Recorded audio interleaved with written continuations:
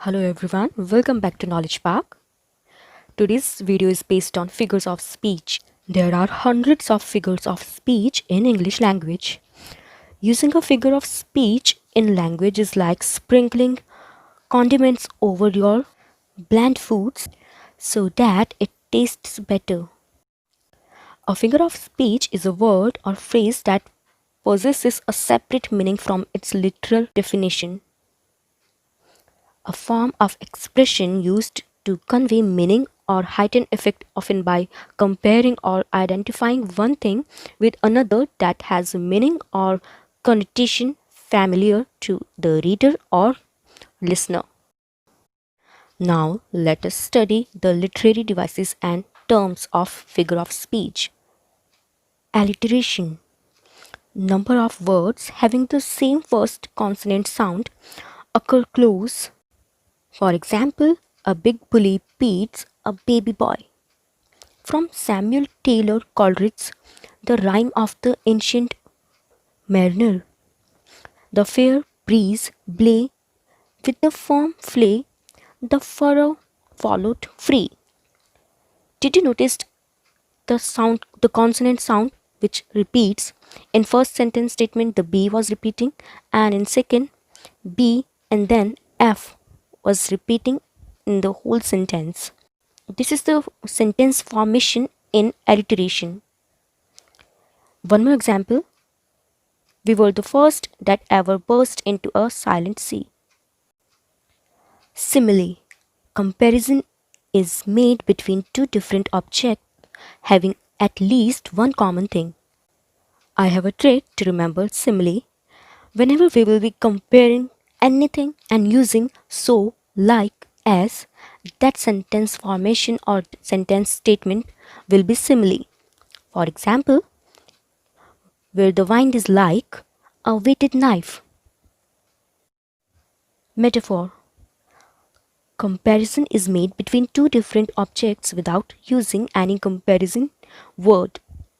To identify this metaphor sentence statement, there will be always the use of is, am, are, has, have, and verbs. For example, you have a flower face.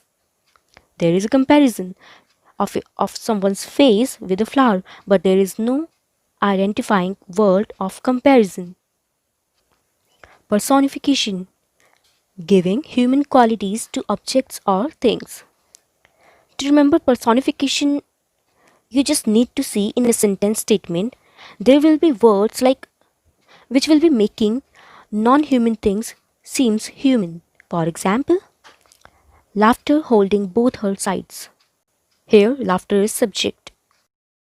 Anaphora, a figure of speech in which words repeat at the beginning of successive phrases and sentences. For identification of anaphora, there will be words repeating in the beginning, that will be anaphora. For example, it was the best of times, it was the best age of wisdom. And one more example of it, in every cry of every human, in every infant's cry of fear. Synecdoche. A synecdoche is a figure of speech which allows a part of stand for a whole or for a whole to stand for a part. For example, a boy has been admitted to the hospital. The nurse says he's in a good hands. And another example of it, new wheels refers to a new car. Oxymoron. Two opposite qualities are added to something. The trick to identify it is opposite words. For example, her new friend is pretty ugly. Litetes is a figure of speech in which a negative statement is used to affirm a positive statement. For example, not bad, you don't excel at math.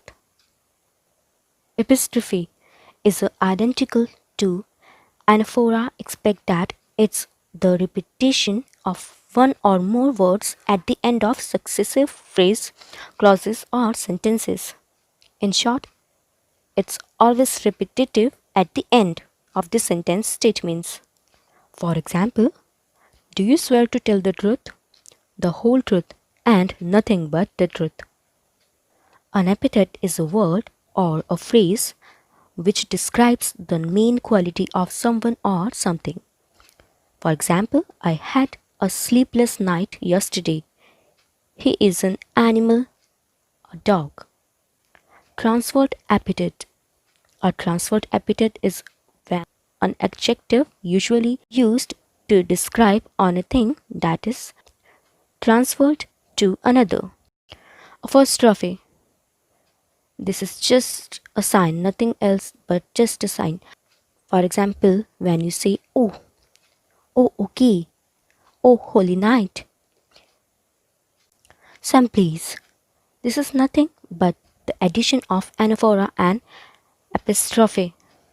It repeats in starting and as well as at the end of the sentence statement. For example, for want of a nail, the shoe was lost. For want of the shoe, the horse was lost. Antithesis. It literally means opposite.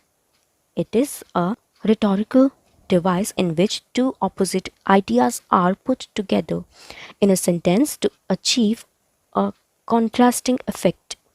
For example, it's better to reign in hell than serve in heaven.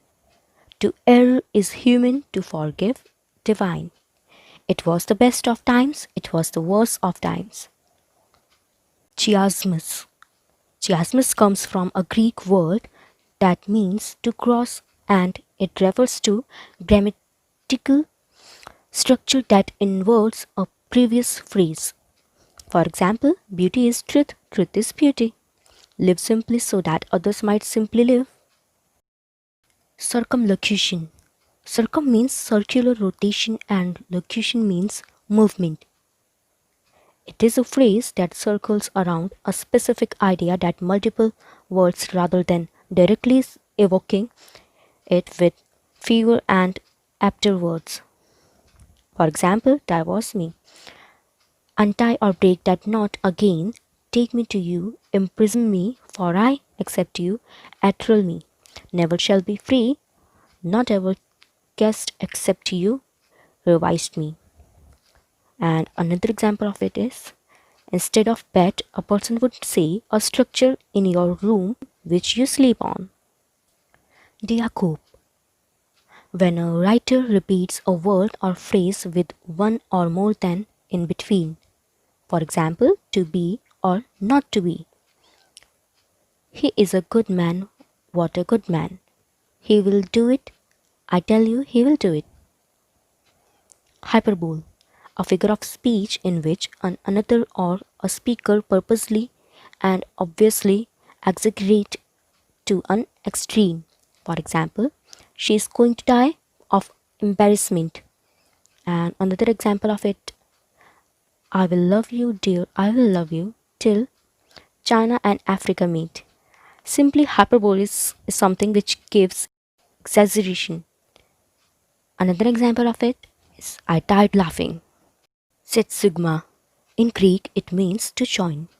It is a figure of speech in which one governing word or phrase modifies two distinct parts of a sentence. For example, she has lost her husband and her word. They left the room with tears filled eyes and heart.